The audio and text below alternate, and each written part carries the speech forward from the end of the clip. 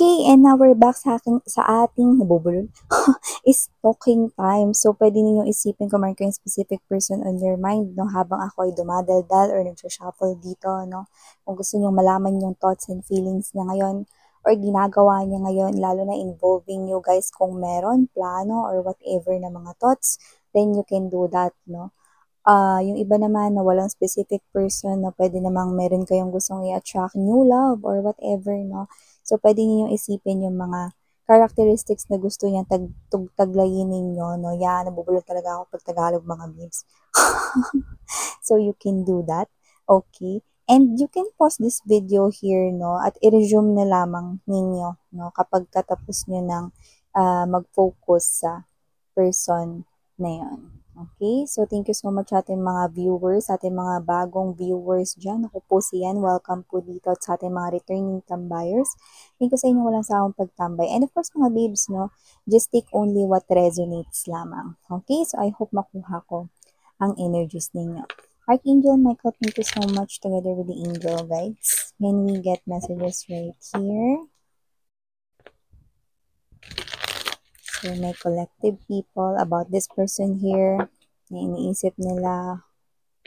Reveal who is this energy.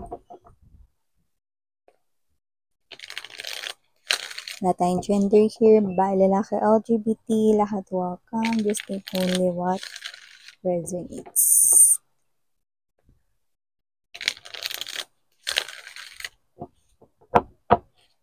Okay.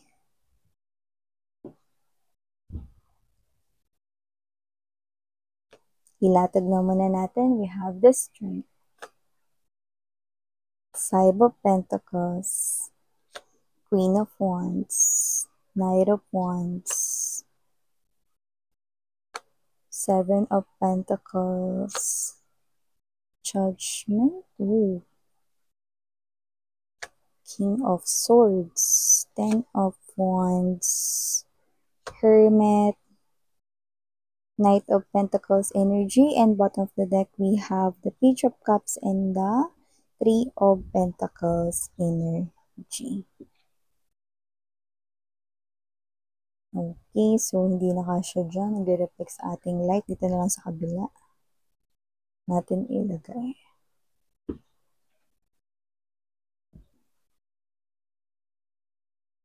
Okay, so nakikita ko rito, ha, kung sino man tong energy na to, no, yeah, this is not a new person here. This is someone right here, no, na kumokonek sa inyo strongly, spiritually, energetically, no. This person here is thinking about you, no, at mukhang pinagsarahan nyo na siya rito ng communication, not talking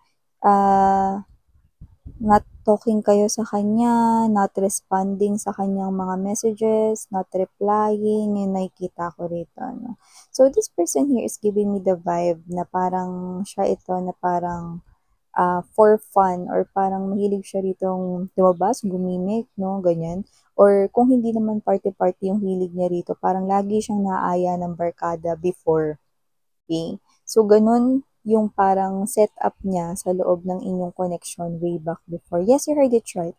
This is someone here na nag-invest na kayo ng time, oras, at effort na rin sa tao na yan. Okay? At yung iba sa inyo may lumabas dito na posibleng meron kayong anak, no, dyan sa tao na yan, but doesn't have to be. Okay? Pero marami-rami rito na ang high energy is nagkaroon na kayo rito ng parang malaki na, no, yung parang naibigay nyo dyan sa tao na yan, no. Kasama na rin doon ang inyong mga resources, no. Kabilang na yung pera, hindi lang yung oras, panahon, hindi lang yung love ninyo, kundi yung iba may pera at may resources, may properties din. Yan, no.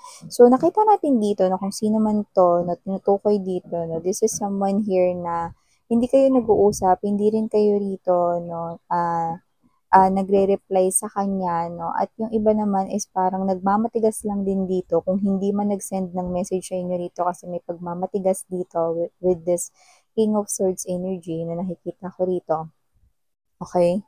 So, nakikita ko rito na parang hindi siya nagre-respond sa inyo, hindi siya rito nagre-reply, no, kung meron man kayong sinabi sa kanya or whatever, no, or hindi siya rito yung nauunang magsabi sa inyo or hindi siya rito yung nauunang tumawag, no, sa inyo. Okay, hindi ibig sabihin nun na hindi siya rito apektado. Actually, apektado siya rito. Dahil kung blinak mo siya, ang gusto niya ay i-unblock mo siya. Okay? Kung yan man ay SIM card, yan man ay pag-block sa inyong social media accounts na gusto niyang i-unblock nyo siya rito. Okay? Medyo nagtatapang-tapangan lang siya, yung nakikita ko rito, no? Pero yung totoo, gusto niya nang makalaya sa ganitong klase ng energy. Yan. Yung iba sa inyo, nakita ko na nagmo-move on na kayo. Actually, masaya na kayo dito. Meron na nga nagbukas rito na pintuan at mukhang meron na kayong ibang kausap. You know? At masaya kayo rito. Yan na nakikita ko rito. Mukhang yung iba sa inyo, no, may kausap na kayo rito at mukhang happy kayo sa bago ninyong kakonect. No? Iba naman, wala pa tong bagong kakonect ninyo, pero pag nangyari ito, meron na kayong magiging bagong kakonect. Possible na yung bago mo ay posibleng meron ditong energy na baka meron kayong age differences, pero marami kayong pagkakapareho. No? Nakikita ko rito na parehas kayo rito na happy at magiging happy sa umpisa ng inyong connection. Kaya mas lalo kayong walang magiging pakialam dito sa ex ninyo. Iba curious na lang dito no kung ano yung naiisip ng ex nila kasi nga walang paramdam, no, walang pakiramdam. Yeah, you could be thinking na wala siyang pakiramdam dito no pero mali ka because kung meron ditong pag-block, gusto niyang i-unblock niyo siya rito. You know? So may energy siya dito mga babes no na nagtatapang-tapangan at nagmamatigas lang siya rito pero yung totoo with the strength card energy, no, pwede na siyang kumanta rito na parang hindi niya yata kaya by Jez Zaragoza. Kaya kung sino mo itong energy na to, okay, nakita ko dito na marami siya rito nare-realize, no, pero nakikita ko siya rito na mataas yung pride niya, no, parang para sa kanya kasi nung time na yun gusto niya siya yung batas sa inyong connection. No? Pwedeng demanding rin siya, pwede rin naman na gusto niya, pag sinabi niya, yun yung masusunod. Yun nakikita ko rito. So, possible na ganun kayo way back before. So, with the Knight of Pentacles energy and the Hermit, no? Maganda to kasi, alam mo, yung hari na yan, no? Or yung King of Swords na yan, no? Babae, lalaki, LGBT, okay? Bababayan sa kanyang trono rito. Okay, at lalapit ito sa inyo. Uuwi siya with the 10 of Wands energy. Okay? So, kung kailan yun mga babes, no, baka magulat kayo. Okay? Kasi, nakikita ko rito, no, na magkaharap-harap kayo. Ikaw, etong ex mo, no, na mataas ang pride at ego, no, at yung bago mo. Yan yung nakikita ko dito. Okay? Magugulat ka kasi yung mukha ng ex mo na matagal mong hindi nakita, yun pa rin ang parehas na mukha na tatambad sa'yo. Huh! Ganun. Magugulat ka, no? Kasi para ka nakakita ng multo rito, ay nabuhay siya, yan, no? So, parang may energy rito na talagang naging patay ang inyong connection, no? Actually, hindi lang ikaw yung magugulat din siya kasi makikita niya na meron ka ng bago. Yan, no? Pero yun nga, no, hindi ko maitatatuwa na kung sino man tong energy na to, possible na meron din siyang third party kasi may lumabas dito, no? Kung sino man tong third party na to, na may energy rin na posibleng mas bata ito sa kanya, no, or whatever, okay? Pero may immature sa ugali ng third party na yon. Kaya kung sino man yon, nakikita ko na iiwanan niya yon, no? And this person here will go back to you.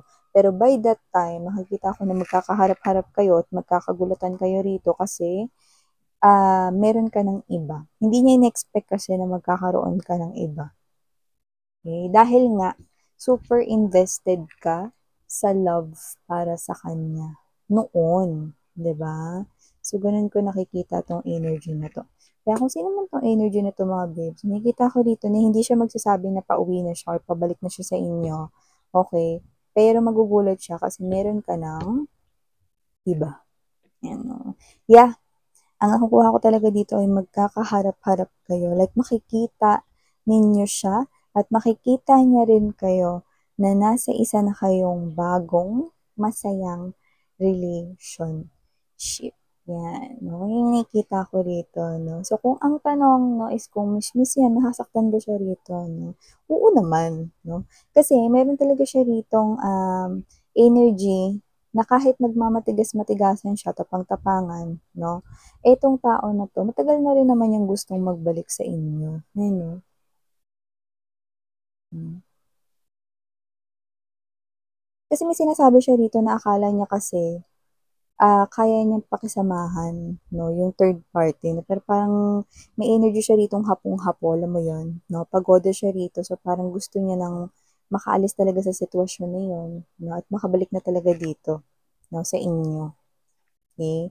Ta's ma-ego pa siya, ma-pride pa siya, so talagang mahirap talagang bumalik na ganyan, 'no, lalo na kung ang isang tao ay ganito yung klase ng ugali, 'no.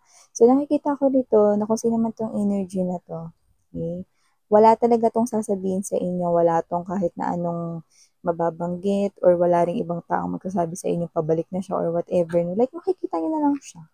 Magpa-pop out na lang siya out of the blue 'no na, andiyan na siya ulit 'no, tapos kayo 'to 'no na parang 'di niyo alam kung ano yung gagawin na pero nakakita ako rito ng pag-uusap. Alam mo mabait yung bago mo or mabait yung magiging bago mo rito, bakit? Kasi nakikita ko rito na kung sino man 'tong energy na ayun, sorry about that commercial mga babes 'no. So yun nga 'no, alam mo bait dito yung bago mo or yung new love mo dito kasi bibigyan niya kayo rito ng pagkakataon na kausapin yung inyong ex-person rito 'no at hindi siya makikipag-away, dun lang siya 'no. Bibigyan niya kayo ng time 'no, para, magkausap kayong dalawa dito, 'yan 'no. So nakita ko talaga dito na yung person mo bukod sa happy ka sa kanya at marami kayong pagkakaparehas 'no, at marami kayo rito na parang mga bagay na napagkakasunduan 'no, napaka-understanding din niya. At yung iba kahit mayroon kayong age difference na posibleng mas younger siya sa inyo, mature siyang mag-isip 'no, mas mature talaga siyang mag-isip kumpara dito sa iyong ex-lover, yun yung nakikita ko rito. Kaya kung sino man 'tong energy na 'to, nakikita ko rito na etong person na 'to yung nakikita kong pipiliin mo 'no, na makasama sa iyong pagtanda instead of your old person here 'no. Your old person, yes, meron siya ritong energy ng pagbabalik 'no, at hihingi rin siya ng tawad sa inyo. Pero hindi ko nakikita na nagbago siya, yung as in yung mga ugali na gusto mong ano, mabago sa kanya, okey? Hindi ko nakitang nagbago yun, okey? Kung patutuloyin mo siya sa buhay mo, makikita mo na yun pa rin yung mga bagay na ginagawa niya, yung mga bagay na ayaw mo or gusto mo sanang mabago sa kanya na mga ugali niya, makikita mo pa rin, okey? Which is kakapagod, 'di ba? So, may ganong klase ng energy. Pero for a lot of you, I'm seeing you ending, ang magiging ending ninyo, no, ay itong bago ninyo. So, meaning to say, in other words, no, siya yung nakikita ko ritong forever ninyo. Okay? So, nakikita ko na mas magiging happy kayo, no, with your future love right here, no, and nakikita ko rito na kakausapin niyo na lang yung ex ninyo, pero hindi na kayo rito as in makikipag-balikan sa kanya or whatever, no. So, aalamin niyo lang yung reason kung ba't niya kayo ritong gustong makausap, no, and isa na rin yung opportunity na gagamitin mo, no, para, you know, masabi mo na rin sa kanya lahat-lahat dito at magkaroon na rin ng closure sa inyo. Maririnig mo rin dito, no, na itong person na 'to 'no, is naisip niya kayo 'no, kahit nakasama niya yung third party rito. Yeah, babanggitin niya yun, very, very strong yun rito, na kahit kasama niya yung isa, kayo ang kanyang hinahanap dito 'no. Pero yun nga mga babes 'no, nakita ko na mas nakita niyo yung sarili ninyo 'no, na mas happy na kayo ngayon sa bagong life 'no, bagong love life na meron kayo. So, hindi ko na nakikita na babalik pa kayo sa dati ninyo. So yeah, no, it's up to you mga babes, sa desisyon niyo yan at nakikita ko rito magiging happy kayo with the new love, no? And yeah, you're gonna grow old with that person. So, for the initials, I'm picking up right here na baka letters ito ninyo, mga initials ng names ninyo, no? Or baka ito ay mga babes ng mga first letters ng inyong mga pangalan. Just take only what resonates, no? So, we have here letter S. Nandito rin ang letter D At nandito rin ang letter F. We also have here the letter U. And last but not the least, letter J. So yeah, ito yung mga messages right here for you. Again, I'm your Yana on me. Sarang hiyaw, love in light. Ayun.